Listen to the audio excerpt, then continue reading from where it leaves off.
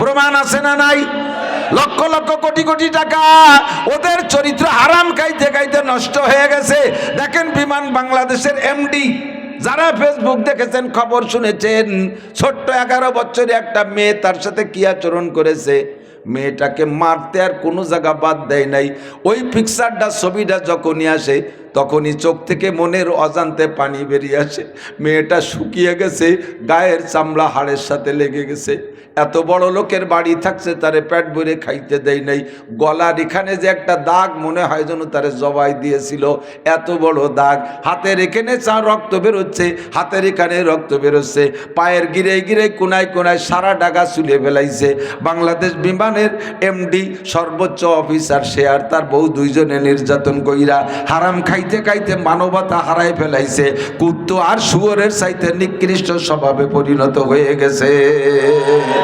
হারাম খাইলে মানুষ পাগলের মতো হয়ে যায়, উন্মাদ হয়ে যায়, অজ্ঞান হয়ে যায়। গরিবের একটা মায়া তার কাছে দিয়ে আসছে, তাকে কি করার জন্য? সে বইলে এনেছে তার লেখাপড়া করাবো, বিয়ে শাদী পর্যন্ত করায় দেব।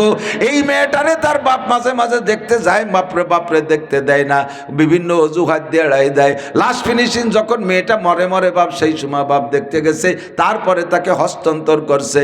যদি কেউ ছবিতে দেখে থাকেন, বলেন সত্য কথা, তাহলে ওই মেয়েটার চেহারা দেখে, তার গা দেখে কি চোখের পানি রাখা যায়? হাসপাতালে বেডে পড়ে আছে। আমি যে কয়বার কাঁদছি, যে কয়বার দেখছি, আমার কলিজা ছিঁড়ে যায়। আমার মনে চাইতেছে সময় পাচ্ছি না, সুযোগ পাইলে মেয়েটাকে দেখে আসতাম, আর আমি তারে 50,000 টাকা দিয়ে আসতাম। বাংলাদেশ সরকার কোর্ট কাছারির কাছে আবেদন, সারা বাংলাদেশ থেকে অনুরোধ করি, ওই ঘুষখোর বিয়াদব বদমাইশটার চাকরি তো শেষ করতেই হবে, তারে আর তার বউরে আজীবন কারাদণ্ডে রাখতে হবে। আর এই হারাম হালাল যা টাকা কামাই করছে সব ওই মেয়েটির অ্যাকাউন্টে জমা দিতে হবে। এইরকম কুলাঙ্গার বাংলাদেশে হারাম করে যত আছে, তাদের বিচার হতে হবে। কথা বলেন? অ্যানিম্যাল, পশু হারাম খাইতে খাইতে স্বভাব নষ্ট হয়ে গেছে। ইত্তাকিল মাহারেম, হারামকে ভয় পাও। সুদ খাইও না, ঘুষ খাইও না, পরের হক মেরে খাইও না, চুরি করো না, ডাকাতি করো না। ও যুবক, পরের মুরগি চুরি করে খাইও না, খেজুর গাছের রস চুরি পাড়িয়ে খাইয়া টিলের মধ্যে মুইতে তুইও না। এই সমস্ত আকাম উল্টো পাল্টা করো না। জিনা ব্যভিচার করো না। ব্যারাক্যাডামসকারিতা, বিয়ার ডিভিশন, নির্ভর জাগরণী চক্র, আশা প্রশিকা, গ্রামীণ ব্যাংকের টাকা খাইও না। হারাম খাইও না। পরের গাছের তলায় পা বড়ই চুরি, বড়ই কুড়াই খাইও না। পরের গাছ তলা পা আম খাইও না। অনেক সময় পোলা পানে এগুলো নিয়ে আসে বাড়ি, আব্বা মা খুব সুন্দর যত্ন সহকারে রিসিভ করে। ও মা, কোন গাছে, কাকে গাছের তাপালি, আমারে দুটি দে। এই কয়ে মাও গালের মধ্যে দিয়ে ছাগলের মতো জাগর কাটতে থাকে। আজকে বড়ই আনিয়ে দিয়েছে, খাইয়ে খুশি হয়েছেন, কালকে আম আনিয়ে দেবে, তাও খাবেন। এরপরেও চিন্তা করে, আমি যা আনি তাই তো আমার মা খুশিতে খায়, কাজেই দিয়ে আরও বড় কিছু পাই নাকি। এবার যা পায় তাই এনে দেয়, তাই খাইতে থাকে। ওনারও খাইতে খাইতে অভ্যাস হয়ে গেছে, আর ছেলে মেয়েরও আনতে আনতে অভ্যাসে পরিণত হয়ে গেছে। এরপরে চুরি করবে, আস্তে আস্তে ডাকাতি করবে, এরপরে চুরি করবে, আস্তে আস্তে ডাকাত হইতে থাকবে। কথা কোন ঠিক কি ঠিক না? পরের গাছের ফেলাইনে বড়ই খাইয়েন না মা। আপনারা কিসসা জানেন? শাহ আব্দুল কাদের জিলানী রহমাতুল্লাহ আলাইহির আব্বাজির কিসসা। আব্দুল কাদের জিলানী রহমাতুল্লাহ আলাইহির আব্বাজি নদীর পাড় দিয়ে হাঁটতেছে, দেখে একটা বড়ই ভাসিয়ে আসে। উনি চিন্তা করলেন, এমন সুন্দর বড়ই নদীতে ভাসমান, এর তো কোনো মালিক নাই, তাহলে বড়ইটা নষ্ট করবো কেন, আমি খেয়ে ফেলি। উঠাইয়া বড়ইটা খাওয়ার পরে আল্লাহর বান্দার চেতনা ফিরিয়ে আসে। আরে কপাল, কার গাছের বড়ই খালাম, না খেয়ে না বলে কেন পরের গাছের বড়ই খাইলাম। তাহলে দেখি বড়ই করতে গেছে, বড়ই গাছের মালিকরে পাই নাকি, মালিকের কাছে সমাধান করে নেব, হারাম খাবো না। খুঁজতে খুঁজতে কত দূর গিয়ে দেখে গাছের নদীর পাড়ে ওই বড়ইর গাছে, ওই বড়ইরই গাছ, ওই গাছ নদীর পাড়ে কাইতোয়া রয়েছে, হেলে আছে। গাছে অনেক বড়ই, এই ওই বড়ই আর এর বড়ই একই বড়ই। উনি বুঝলেন যে এই গাছের বড়ই পানিতে পড়ছে, তাই আমি খাইছি। এবার লোকের কাছে জিজ্ঞেস করলেন বড়ই গাছের মালিককে, চিনেই দিলেন এই বাড়ির রমক বুজুর্গ পীর সাহেব হুজুর সুফি সাহেব, এই বড়ই গাছের মালিক। যাইয়া হজরতের সাথে সাক্ষাৎ করে বিনয়ের সাথে মুসাফা করে বলতেছে, হজরত, আপনার গাছের একটা বড়ই আমি পানিতে প্রায় 5-7 কিলোমিটার দূরে নদীতে ফেলা ডুবাই আমি খেয়ে ফেলাইছি। হজরত, আপনার গাছের ফল আমি না বলে খাইছি, আমারে ক্ষমা করে দেন, নইলে এর বিনিময় যা হয় আপনি নিয়ে নেন। বুজুর্গ কয়, মনে মনে ভাবতেছেন, আরে আমার গাছের বড়ই তো আমি ভেসে ভেসে চলে যায়, মানুষে পেড়ে খায়। আজও পর্যন্ত কোনো বড়ই খাওয়ালা আসলো না। একটা বড়ই খাইয়ে এই যুবক আমার কাছে ক্ষমা চাইতে আসে। নিশ্চয়ই যুবকের মধ্যে মাল আছে, যুবকের মধ্যেই মাল আছে। আর এই মালটারেই তো আমি খুঁজতেছি, মাইয়ে বিয়ে দেবো কার সাথে, ভালো একটা ছেলে পাইতেছি না, এমন একটা মাল খুঁজতেছি। পাইছি যখন এবার অ্যারেস্ট করে ফেলবো। সেম কোয়ালিটি হযরত মুসা আলাইহিস সালাতু ওয়াস সালাম। মুসা নবী আলাইহিস সালাতু ওয়াস সালাম ফিরাউনের ভয়ে চলে গেছে মাদায়েন। যাইয়ে দেখে মাঠের ভিতরে মানুষে গরু ছাগল উট দুম্বা ঘোড়া গাদা ভেড়া চড়াইতেছে। আর ওখানে একটা ইন্দারা কূপ আছে, বড় ওজনওয়ালা একটা বালতি। ওই বালতি দিয়ে পানি উঠাইয়া যার যার উট দুম্বা ঘোড়া গাদারে খাওয়ায় চলে যাচ্ছে। হযরত সোহাইব আলাইহিস সালামের দুইটি মেয়ে ওই জায়গা, ওরা দুই বোন ছাগল চড়াইতেছিল। সবাই পানি খায় চলে গেছে। লাস্টে বড় একখান পাথর ওই ইন্দারা কূপের মুখে ঢাকনার মতো দিয়ে গেছে। ওই পাথর না সরাইয়া দুই বোন পানি উঠাইতে পারবে না। বালতিটাও বড় ওজনওয়ালা বালতি, দুই বোন পারবে না। অন্যদিন মানুষে পানি খাওয়ায়, তাদের ছাগলের সাথে ওরা দুই বোনও খাওয়ায় চলে আসে। আজকে আর তারা খাওয়াইয়া ওনার ওই দুই বোনের ছাগলটা পানি খাওয়ানোর মতো পানি অতিরিক্ত রাখে নাই। মুসা আলাইহিস সালাতু ওয়াস সালাম মিশর থেকে নিয়ে মাদায়েন বহু পথ কয়েকদিন পর্যন্ত হাঁটছে। খাওয়া না খাওয়া ইত্যাদির মধ্যে দুর্বল হয়ে গেছে। যাই ওই জায়গা গাছতলা বসে বসে দেখে সবাই ছাগলরে পানি খায় চলে গেল, মাইয়ে দুইটে ফেল করলো। এবার ওরা দুই বোন বেজার হয়ে বসে রয়েছে, আল্লাহ আমাদের পানিকে উঠাই খাওয়াবে। মুসা আলাইহিস সালাম মেয়ে দুটির নম্রতা, ভদ্রতা, পর্দানশীলতা, শালীনতা, সব কিছু ধার্মিকতা দেখা কয়, বোন তোমরা একটু সরে দাঁড়াও, আমি তোমাদের ছাগলের পানি খাওয়াই দেই। একা একা যুবক, যেই ঢাকনাটা সরাইতে 4-5 জন লাগতো, সেই ঢাকনাটা মুসা নবী একা একা সরাইয়া, যেই বালতি ভরে পানি উঠাইতে 2-3 জন লাগতো, মুসা নবী একা বালতিটা ঢুকোয় পানির মধ্যে ছেড়ে দিয়ে এক বালতি পানি উঠে মেরে দেশে, ছাগলটা খাইয়া তৃপ্ত হয়ে গেছে। এবার উনি গাছতলা বসে আছে, মেয়ে দুটো পানি পান করাইয়া চলে গেছে বাড়ি। উনার অন্য দিনে এরকমই হয়, সবার পিছে পরে এসে কেউ যদি সাহায্য করে তাহলে পানি খাওয়ায়, যার কারণে অন্য দিক বাড়ি যাইতে তাদের দেরি হয়। আজকে একটু আগে খাওয়াইছে, আগে চলে গেছে। আব্বাজি নবী সোহাইব আলাইহিস সালাম বলতেছে, ও মা তোমরা কি ছাগলরে পানি খাও নাই, আগে আগে চলে আসলে কেন? এবার দুই বোন বলতেছে, আব্বা এমন একটা যুবকের সাথে সাক্ষাৎ, ওই যুবকটা বড় নম্র ভদ্র, আমাদের চেহারার দিক তাকায় নাই, আমাদের দিক তাকায় নাই, আমাদের এই বিপদ দেখা ওই যুবক এইভাবে ইন্দারাইতে পানি উঠাইয়া ছাগলরে পান করাই দিয়েছে, তাই আগে আগে চলে আসতে পারছি। আব্বাজি টের পাইছে, কয় মা ওই ছেলেটা কি তোমাদের দিকে তাকাইছে? কয় না রে আব্বা, নিচের দিক তাকাইছিল। এত বড় খেদমত করতে পারলে এই বিপদ মুহূর্তে যুবক মানুষ যার ভরা যৌবনে ভরা, সেই মেয়েদের থেকে কোনো না কোনো ইন্টারেস্ট অর্জন করার প্রস্তাব দিলেও দিতে পারতেন। কতক্ষণ কোনো কিছু করেন নাই। শুনে সোহাইব আলাইহিস সালাম বলে, মা ছেলেটা কি ও জায়গা আছে না চলে গেছে? কয় দেখলাম তো গাছতলা বসা। ও মা যাও ওই ছেলেটারে ডাইকে নিয়ে আসো। পাঠাইছে ওনার বড় মেয়েটাকে, যাও তুমি যাও, বাপের বুঝ হয়ে গেছে কাজ হবে, মাল পেয়ে গেছি, মেয়ে বিয়ে দেওয়ার মাল। যে মেয়েটারে বিয়ে দেওয়ার মতো সিয়ানা সাবালেক বড়টা ওই ডেরেই পাঠাইছে। আগের বার তো ছাগল চড়ানে চেয়ারাই ছিল, এবার কয় মা একটু পরিষ্কার পরিচ্ছন্ন ভালো কাপড়টা পরে একটু কায়দা হয়ে যাও। ও মা রাস্তায় চলার সময় তুমি সামনে থাকবা আর ওই যুবকটারে পিছিয়ে রাখবা, তুমি আগে হাঁটবা, রাহবার তো তুমি, সে তো আর আমাকে বাড়ি চেনে না। আল্লাহু আকবার। এরপরে পরীক্ষা করবা ছেলেটা কি বলে। মেয়েটি যে বলছে, ভাইজান আমার আব্বাজি নবী হযরত সোহাইব আলাইহিস সালাম, আব্বাজি আপনাকে বাড়ি যাইতে দাওয়াত দিয়েছে। কয় ঠিক আছে চলো যাই, ক্ষুধা তো পেটতেই তৈ তৈ করতেছে, ক্ষুধার যন্ত্রণায় ভাবলেন যে গেলি কমপক্ষে 4টে খাতি দিলি তো দিতে পারে। এবার হাঁটা শুরু করছে, সামনে হাঁটতেছে মেয়েটি। মুসা আলাইহিস সালাম কয়, বোন রে তুমি সামনে হেঁটো না, তুমি পিছিয়ে এসে আমারে ডিরেকশন দাও। সামনে হাঁটলে একটা মেয়ের দিক নজর পড়বে, তার শরীরের গঠনের দিক নজর পড়বে। একজন যুবক মানুষ অবিবাহিত, মন নষ্ট হতেই পারে, তাই পর্দা করার সুবিধার্থে বললেন, বোন তুমি পিছিয়ে আসো।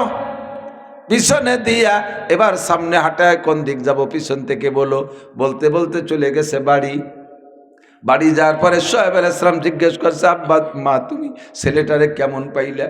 কয় আব্বা জান সে লোকটা যুবকটা, আমি তো কোরআন শরীফের আমার আয়াতে খাদ্যে স্মরণ নাই, মেয়েটি হলেন আমিন, বড় আমানতদার, নিরাপদ। ওই মেয়ে ছেলেটি আমাকে, ছেলেটা প্রথম আমাকে, আমি সামনে হাঁটে পথ দেখাচ্ছিলাম, কিছু দূর হাঁটার পরে 2-1 কদম হাঁটার পরে আমাকে পিছিয়ে দিয়ে সে সামনে হাঁটছে। বুঝতে পারলাম না ঘটনা কি।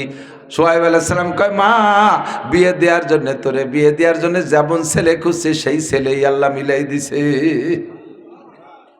আমানতদার। বাড়ি যাওয়ার পরে খানা দানা পরিবেশন, মেয়েরা বলতেছে আব্বা যাকে আপনি প্রতিদান খানা দিলেন, উপযুক্ত কর্মচারীকে আপনি খানা দিয়েছেন।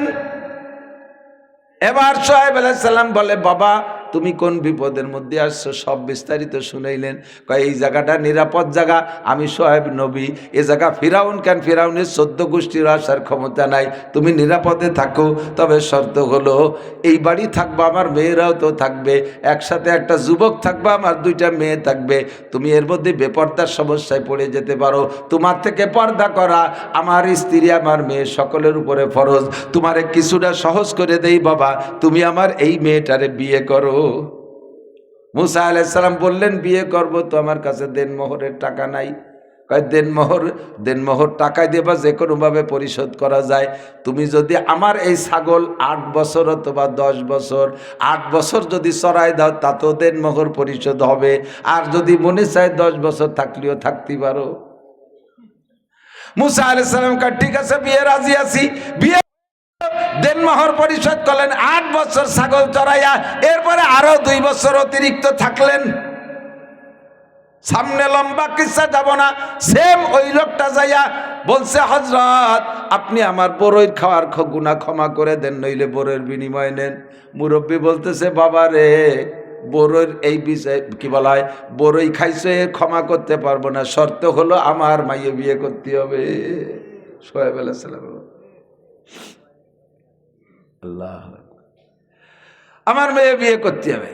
এখন কয় যে মেয়ে বিয়ে করবো, আপনার মেয়ে তো দেখি নেই। কয় দেখা লাগবে না, আমার মেয়েটা অন্ধ, আমার মেয়েটি কালো, আমার মেয়েটি খুড়া, আমার মেয়েটি বুবা।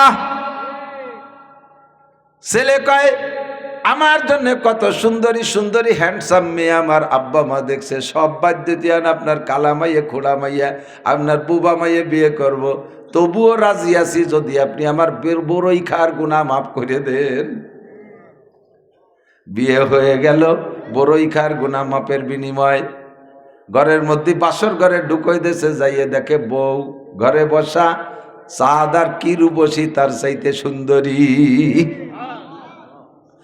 ঘরে এক নজর দেখে বেরোয়েছে, কয় মুরব্বী আব্বা জান আপনি যেই মেয়েটা আমার সাথে বিয়ে দিয়েছেন সেই মেয়েটা তো ঘরে নাই। আপনি বললেন কালো একটা মেয়ে, ঘরে তো চাঁদের চাইতে উজ্জ্বল একটা মেয়ে, আমি তো ঘরে যে সেই বউটা যেটা আপনার থেকে বিয়ে করছে সেটা তো পেলাম না। কয় বাবা ওইটাই আমার কালো মেয়ে। কয় কালো বললেন কেন? কয় আমার মেয়েটাকে দুনিয়ার কোনো আলোতে কোনো দিন দেখে নাই, অন্ধকারে থাকে, তাই আমার মেয়েটা কালো বলছি। মেয়েটির তো সুন্দর দুটো হরিণের মতো ভাষা চোখ দেখলাম, আপনি যে বললেন অন্ধ। আমার মেয়েটা 10 বছরের পরে দুনিয়া দেখে নাই, বাহিরের কোনো কিছু দেখে নাই, তাই আমি বলছি আমার মেয়ে অন্ধ। বাবা অরিজিনাল আমার মেয়ের চোখ আছে। আপনি তো বললেন খোড়া, সে তো দেখি সুন্দর পায়ে হাঁটে। কয় আমার মেয়েটা ঘর থেকে কোনোদিন বাহিরে যায় নাই, তোমাদের দেশের মাইয়েরা যেমন রমজান আসলে মার্কেটে ফিল্ডিং করে বেড়ায়, আমার মেয়েটা ওইরকম কোনোদিন ফিল্ডিং মারে নাই, কক্সবাজার কুয়াকাটা করমজল সুন্দরবন কোনো পার্কে যাই নাই, বাড়ি বাড়ি ভোট চাইয়ে বেড়াই নাই আমার মেয়েটা এজন্য খোলা ঘরে বসা। আমার মেয়েটা বুবা বললাম এজন্য দুনিয়ার কোনো পুরুষের সাথে বাইরের কোনো মানুষের সাথে কথা বলে নাই। বুবারা যেমন বলে না, আমার মেয়েটা এরকম বলে না। শুরু হয়ে গেল দাম্পত্য জীবন। আল্লাহু আকবার। ওই দম্পতিতে আল্লাহ পাক যেই সন্তানটা দিয়েছে সেই সন্তানটা হলো বড় পীর আব্দুল কাদের জিলানী। আর বড়ই টাইনে দিলি চপা চপসা মানুষ শুরু করে দেবে। কার কাছে টাইনে দিতে শুনছেন? আল্লাহে আমার একটু মেয়ে ছিল, মেয়েটা 10 বছর হয়েছে বয়স, বছর 3 বয়স। আমার বাড়ির পাশে আমার শাস্ত্র ভাইয়ের বাড়ির একটা আম গাছ আছে রাস্তার পাশে। 3 বছর আমার মেয়েটার বয়স, হাঁটতে পারে, একটু কথা বোঝে, একটু কুড়াকুড়ি বোঝে। ওই আমার বাড়ির থেকে বেরোয় এসে রাস্তার পর একটা পাকা সুন্দর টলটলি হলুদ একটা পাকা আম পাইছে ওই গাছে। ওই আমটা ও কুড়াই দিয়ে ওই আমওয়ালা বাড়ি ওর শাশি হয় যে করছে, কাকি আপনাদের আম, কাকি আপনাদের আম, বেশি ক্ষতি হতে যে না, ছোট মানুষ তো অটুক মানুষ যদি একটা আম কুড়োই নেয় বাড়িওয়ালা কি তাই রাখে? আম্মু তুমি নিয়ে যাও, তুমি নিয়ে যাও। কারণ না আমাদের অনেক গাছ, আমাদের অনেক আম আছে, এটা আপনাদের গাছ। উনি রাখবে না আর ও আনবে না, লাস্টে উঠোনে ফেলাইতে চলিয়েছে। কেন খাবেন? ইত্তাকিল মাহারিমা তাকুন আবাদান নাস, জবান রে হেফাজত করো। নবী পাক বলেন, মাইয়াজমাল্লি মা বাইনা লাহিয়াইহি ওয়া মা বাইনা রিজলাইহি আজমাল্লাহুল জান্নাহ। ও যুবক, আবাল, বৃদ্ধ, বনিতা, নারী আর পুরুষ, 2টি অঙ্গের হেফাজত করো, 2টি অঙ্গের পাহারাদারি করো, আমি নবী তোমার জান্নাতের জামিন হইয়া গেলাম। কন্যা সুবহানাল্লাহ। নবী পাক যদি আমার আপনার জান্নাতের জামিন হইয়া যায়, আল্লাহর কসম আমার আপনার জান্নাত নিয়ে কোনো টেনশন করা লাগবে না। অঙ্গ 2টি হলো মা বাইনা লাহিয়াইহি ও মা বাইনা রিজলাইহি। একটা অঙ্গ হলো 2 মাড়ির মাঝখানে নরম অঙ্গ জিহ্বা, আর একটা অঙ্গ হলো 2 রানের মাঝখানে ছোট্ট অঙ্গ নরম একটা অঙ্গ শরমগা। এই 2 নরম রে গরম হতে দিও না, এই 2 নরম রে নরম রাখো, 2 নরম রে হেফাজত করো। জিহ্বাও নরম, শরমগাও নরম। কতক্ষণ? হুজুর বলেন জির মহাসগীর ওজুর মহাকবির। এই অঙ্গ 2টি দেখতে ছোট, বডিতে অনেক ছোট, কিন্তু এর অন্যায় আবার সবচেয়ে বড়। কতক্ষণ? জিহ্বের অন্যায় সবচেয়ে বড়, জিহ্বের অন্যায় সবচেয়ে বড়। আল্লাহু আকবার। এই বাংলার জমিনে অনেক কিছু করছে, কেউ কিছু তেমন কিছু অ্যাকশনে যেতে পারি নাই। বাস্তব বলে দিচ্ছে দোস্ত, তৎকালীন প্রধানমন্ত্রী জননেত্রী শেখ হাসিনা কত কথা কইছে, অত উল্টো অ্যাকশন হই নেই। একটা কথায় মারিয়ে দিয়েছে, এই নরম জিহ্বেটা যখন গরম হয়ে গেছে, কয় মুক্তিযোদ্ধার বাচ্চারা চাকরি পাবে না, চাকরি পাবে কি রাজাকারের বাচ্চা। এই কথা বলার সাথে সাথে সারা বাংলাদেশ গরম হইয়া গেছে। কতক্ষণ ঠিক না? যারা হাতুসিনানে লাহাল তিয়ামু ওয়ালা ইয়ালতামু মা যারা হাল্লেসানু আসবারায়ে নরম গুপ্তান সূর্যভাবে উস্তখা গোস্তগু গুপ্তগুয়ে লামুলায়েম নিস্তেকারে আকেলা। সব অঙ্গের মধ্যে হাড় আছে, আল্লাহ জিহ্বের মধ্যে হাড় দেয় নাই। কেন জিহ্বের হাড় দেয় নাই? জিহ্বের নরম রাখছে এই জন্য, যাতে জিহ্বে নরম নরম জিহ্বে দিয়ে নরম নরম কথা বলবা। কিন্তু সেই জিহ্বে এমন গরম মার দেয়, দাউদে কোপ দিলি কাইটা যায়, সেলাই দে মলম দিলি সাইরে যায়। কাশি দে কোপ দিলি কাইটা যায়, সেলাই দে মলম দিলি সাইরে যায়। জিহ্বে নরম দে কোপ দিলি এমন কাটা কাটে, মরণকাল পর্যন্ত তার দাগ মেটে না। কথা ঘন্টি কিরিং না, আগুন জ্বইলা যায়। এই জিহ্বের হেফাজত করো। জিহ্বে হারাম দিও না, মধ্য টাকা দিও না, ঘুষো টাকা দিও না, সুদে টাকা দিও না, সুরামাল জিহ্বে দিও না, হারাম কিছু জিহ্বে দিও না। জিহ্বেটারে হেফাজত করো। ও যুবক, জিহ্বের গুনাহ করো না। ইনতাল তানিবু কাবায়ের, যদি তুমি কবিরা গুনাহ থেকে বাঁচতে পারো, আল্লাহ কয় নুকাফির আনকুম সাইয়্যাতিকুম, তোমার জীবনের সমস্ত সগীরা গুনাহ আমি আল্লাহ বিনা তওবায় ক্ষমা করে দেব। কন্যা সুবহানাল্লাহ। তুমি কবিরা গুনাহ থেকে বাঁচো। বড় বড় কবিরা গুনাহ এই 2টি অঙ্গ থেকেই হয়। 1 নম্বরে জিহ্বা, বলেন 1 নম্বরে জিহ্বা, 2 নম্বরে শরমগা। কতক্ষণ? হাতে কিছু করলেও রাস্তায় যে মানুষের সামনে মুখ বেরোয়, মুখ দেখানো যায়, কিন্তু এই 2টি দিয়ে আকাম করলে মুখ দেখানো যায় না। একটা হলো জিহ্বা আর একটা হলো শরমগা। এই 2টিরে কন্ট্রোল করো। আজমাল্লাহুল জান্নাহ, তোমার জান্নাতের জামিন হইয়া গেলাম। 1 নম্বরে ইত্তাকিল মাহারিমা তাকুন আবাদান নাস, যত হারাম আছে ছেড়ে দাও, তাহলে হবে সবচেয়ে বড় আবেদ। আবু হুরায়রার কথা মনে আছে নাকি? 5টার 1 নম্বর হলো ইত্তাকিল মাহারিমা তাকুন আবাদান নাস, যত হারাম আছে ছেড়ে দেন। বাবা আজকে একটু তওবা করেন, শুধু ওয়াজ শুনে শেষ করে দিয়েন না, মনের থেকে প্রতিজ্ঞা করেন আর জীবনে হারাম খাবো, হারাম বলবো, হারাম বলবো না, হারাম খাবো না। জিহ্বের 2 কাম, জিহ্বের অন্যায় 2 জায়গা। হারাম খাবো না, হারাম বলা যাবে না, তওবা করা যাবে না। খাইয়েন না, বেশিক্ষণ খাতি পারবেন না, বেশিক্ষণ খাতি পারবেন না। যত বেশি খাবেন তত তাড়াতাড়ি খাওয়া বেড়ে হয়ে যাবে। কয় কি 1 সময় 2 কেজি রসগোল্লা খাতাম, এখন মিষ্টির দোকানের সামনে দিয়ে আটলেও ডায়াবেটিস 28। ওই সময় জম্মের খা খাইছেন, এই জন্য আমরা খাতি পারতেছেন না। আমি সারা জীবন মিষ্টি খাই, 56-57 হয়ে গেছে বয়স, সেই ছোটবেলার থেকে খাই। তবে মিষ্টির খুব লুবি আমি। খাবারের শেষে মিষ্টি যদি গাড়ির সে খাতি না দেয়, ওই যাইয়ে দোকানেতে একটু গুড় কিনে খালিও খাই। আমার মিষ্টির এত লুবি, কিন্তু অনেক খাই না, অল্প অল্প খাই। আল্লাহর রহমতে এখনো খেয়ে যাচ্ছি। আমার আব্বা 100 বছর বেঁচে গেছে, 100 বছর পর্যন্ত মিষ্টি খেয়ে গেছে। এবং এমন মিষ্টি খাইতেন, অনেক খাইতেন না, খাইতেন কম, কিন্তু খুব কড়া মিষ্টি খাইতেন। পাটালি গুড় খাচ্ছে, তা মিঠে না বলে জুলা গুড় দিয়ে মাহাই খায়। পাটালি গুড়, পাটালি গুড় মিঠিয়ে না, আচ্ছা জুলা গুড় দিয়ে মাহাই খায় পাটালি গুড়। 100 বছর খেয়ে গেছে। প্রথম সময় বেশি খাবা, শেষে আর খাইতে পারবা না। ইত্তাকিল মাহারিমা তাকুন আবাদান নাস, যত হারাম আছে ছেড়ে দাও, তাহলে হবা সবচাইতে বড় আবেদ। কথা কন আল্লাহু আকবার। আল্লাহ পাক বলেন গুনাহ 2 প্রকার, কবিরা আর সগীরা। ভাগ করে দেই, গুনাহ 2 প্রকার, কবিরা আর সগীরা।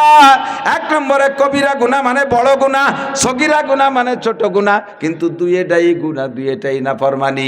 এক একটা গুনাহ সগীরা হোক আর কবিরা হোক 7000 বছর জাহান্নাম।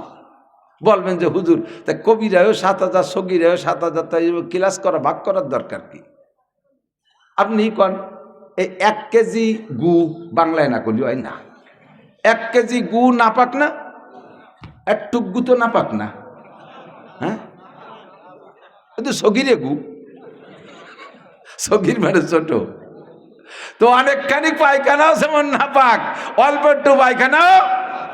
তো কবিরা গুনাও কবিরা গুনা, সগিরা গুনাও গুনা। আর একটু কই, 4 হাত লম্বা একটা কেউটে সাপে কামড় দিলে মানুষ মরে।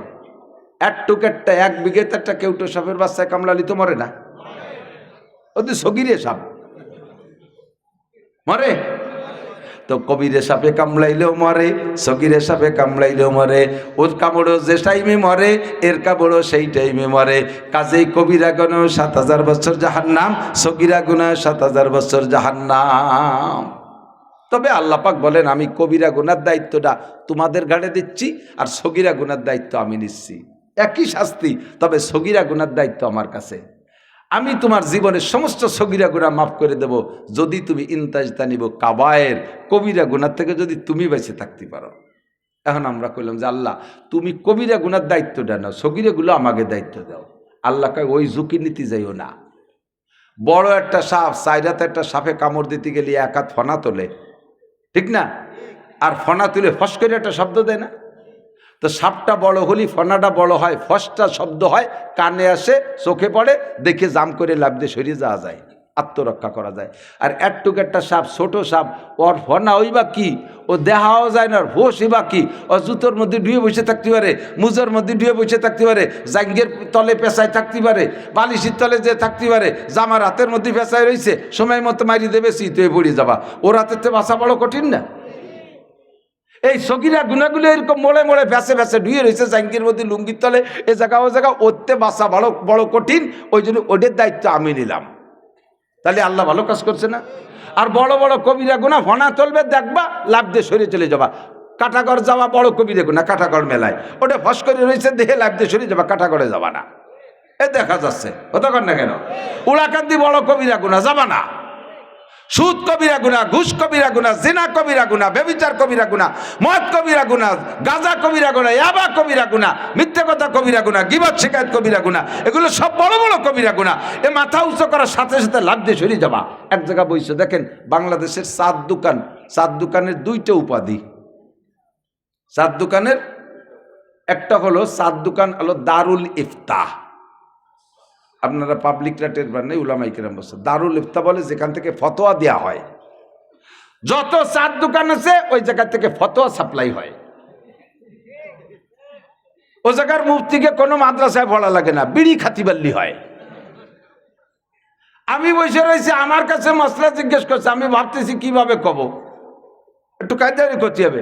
এর মধ্যে দেয় দিয়েছে বিড়ি খা মুফতিরা, পকা ভক বিড়ি দুমার মশলা বক বক করি বাজুচ্ছে। মুফতি আজম দারুল ইফতা 4 দোকান।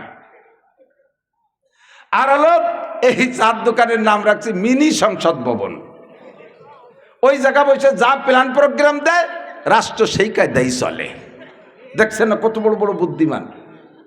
পেটের মধ্যে জাল খাও দিলে একটা আলিফ বাইরো না, বুমা মারলে একটা অক্ষর বাইরো না, বকলমে বুতা টিপস হয়ে যায় দলিলি, সে ওই জায়গা বসে হাসিনে খালেদারে বুদ্ধি দেয়, ঠিক না? ওই জায়গা বসে দুনিয়ার গীবত শিকায়েত একেবারে 14 গোষ্ঠী হুজুর দলা, হুজুর খালি দলা, কিচ্ছু না ভিতরে।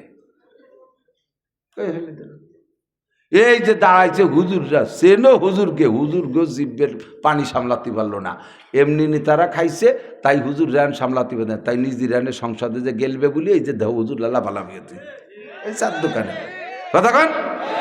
সত্যি কি সেই জন্যই ঠিক না এই কথা কয় বলে ঠিক? এই কথা চার দোকানে হয় কি হয় না? হুজুররাও জিব্বের পানি সংসদে যাবে, টোন মারিয়ে কার লোভ হয়েছে। সাবধান, নো টক বাট উস্কুত, জবানটা কন্ট্রোল করেন, সাবধান কি বলতেছেন একটু হিসেব করে বলেন। ইন্না বাদা যন্নি ইসমুন, বেশিরভাগ অধিকাংশ ধারণাগুলো গুনার দিকে নেয়। ধারণা করে যে কথা বলে, ধারণা মনে হয় এরকম হতে পারে, মনে হয় এরকম হতে পারে। যত রাজনীতি পচা দরবার সব ধারণার উপরে নির্ভর করে চলতেছে, কথা বলেন ঠিক না? আর ধারণা বেশিরভাগ গুনার দিকে টেনে নেয়, ধারণাগুলো গুনার দিকে।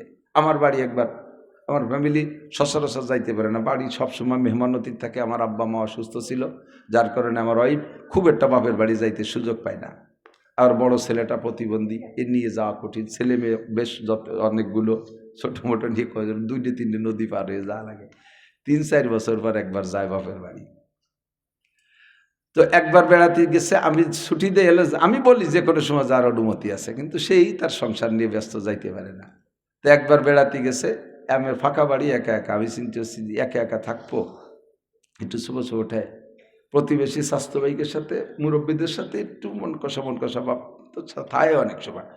তো ওকে 2 ছেলেরে আইনিয়া আমার ঘরের তুই, ওরা এক ঘরে থায়, আমি তাই আর এক ঘরে। 1 সপ্তাহ পর যখন আমার ফ্যামিলি বাড়ি আসছে, আসার পরে বাড়ি এসে ওরা চলে গেছে, আসার পরে ঘর ঝাড়ু দিয়েছে, সারা ঘর লাল টকটকিয়ে, যত পানি দেয় তত বাড়ে, যত ঝাড়ু দেয় তত বাড়ে, এই হয়ে গেছে কাম।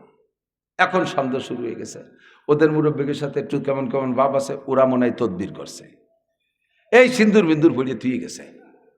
আস্তে আস্তে আমার পেট খারাপ, বাড়ির সবাই এই পাতলা পায়খানা, ঘুরি ফুরিয়ে যায়, জ্বর, ঠান্ডা, কাশ, মরি ভাব। পরে গেলাম কবিরাজের কাছে, কবিরাজও সোহেমুই কয়ে দিল যে 2 ছেলে আপনার ঘরে ছিল, ওরা শ্মশানের থেকে এই পোড়ামাটি টাটি নিয়ে আর ঠাউর বাড়ি থেকে সিন্দুর ভরিয়ে নিয়ে ঘরে দিয়ে দিয়েছে সব জায়গাতে, কাজেই আপনারা 1 সপ্তাহ বাঁচতে পারেন বেশি। আমি তো একটু ফিরেন দেন, কেন না ফিরানোর সময় নেই, যা সন্দেহ করতেছি কবিরাজে তাই লাগাইতেছে, এখন তো মরা ছাড়া উপায় নাই। তো মরে যাবো বলে হেরাম বানতেছি, ঘর বাড়িগুলো সাফ সুতরা করতেছি, এর মধ্যে দিয়ে যে ঘরের মধ্যে ইন্দুর মরা গন্ধ, এই মরা ইঁদুর সাফ করতে যদি মাছার পর গেছি, যে মাছার গোলা ছিল, ধানের গোলা, ধান খালি হয়ে গেছে, তো ইন্দুর একটা ধান পান খাইয়ে দেন খালি হয়ে গেছে, ওর মধ্যে পড়িয়ে মরি রয়েছে। ওই মরা ইঁদুর ফেলাতে যাইয়ে দেখি আমার ঘরের ওই স্কাটিংয়ে যে রং দিছিলাম, সেই স্কাটিংয়ে রং দেওয়ার পরে একটুক রং থেয়ে গেছিলো টুল্লায়, ওইগুলার মধ্যে ধুয়ে দিছি, সেই রং ইন্দুরি কাটিয়ে ফুটোইরে তল দিয়ে ফেলাইছে, তাই ঘর ভরে ছড়াইছি, বা সব জায়গায় এখন কবিরাজি সিন্দুর ছড়াই গেছে। এতদিন পর্যন্ত এই সন্দেহ করছি আর মরার জন্য রেডি হয়ে গেছি, অথচ এই সিঁদুর ওরা না, ইঁদুর আমারই সিঁদুর, আমার সিঁদুর ইঁদুরই কাটিয়ে নিচে বেলায় দিয়েছে, তাই ঘর ভরে বাহাই রয়েছি। যখন এটা উদ্ঘাটন হয়ে গেছে আর কোনো তাবিজ কবজ লাগে নাই, সুস্থ হয়ে গেছি। খুঁজে দেখেন এরকমই বেশিরভাগ মানুষ সম্পর্কে, ও মনে হয় এই করতেছে, ও মনে হয় এই করতেছে, ও মনে হয় এই করতেছে, মনে হয় করে, অথচ সে কিন্তু তার দ্বারেও নাই। এই সন্দেহ করে আপোষে গেঞ্জাম ফাসাদ বাদাতি তালে আছে। এগুলো কবিরা গুনাহ, এগুলো কি কবিরা গুনাহ, এগুলো কি কবিরা গুনাহ। তো